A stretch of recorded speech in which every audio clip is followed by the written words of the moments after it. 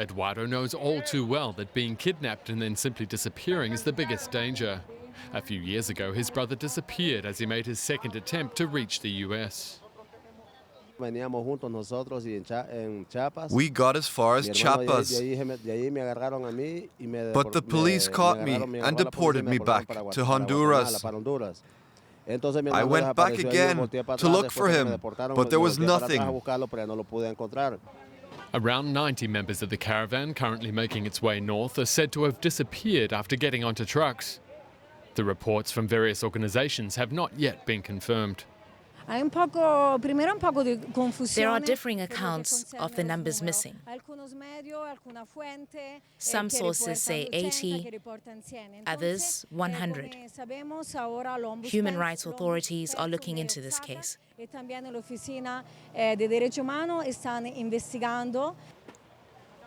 It's feared that they may have been kidnapped and handed over to organized crime groups active in the area where they went missing.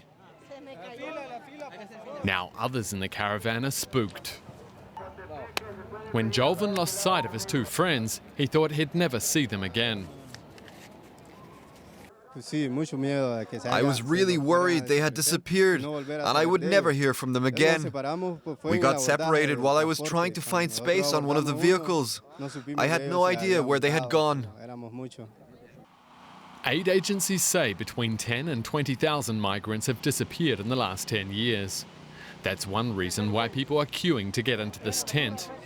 Inside, they can call their families for free to reassure them that they are still okay. We're gambling with our lives. If you don't fall off the train, you get run over by a truck. The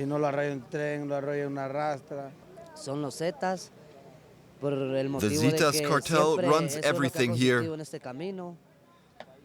We're most afraid for the children. Because of the danger, the people in the stadium divide and register according to the region they came from. That way, they hope any disappearances will be noticed. It's very dangerous traveling between Mexico City and the US border. We need to be well organized and able to look after each other. We have to know about each other, every individual, every child. Organized crime is lying in wait everywhere on the journey ahead. The migrants are at risk of kidnapping and blackmail. Criminals lure the migrants with fake offers of work. Then they're forcibly held and subjected to human trafficking.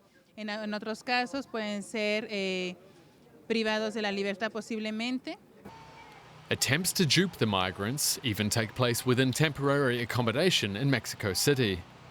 The president of the Mexican Federal Human Rights Commission says migrants are often approached by people claiming to be officials. No one had heard of this supposed organization. They offered to take people in lorries, in groups of 18, north and over the border into the US.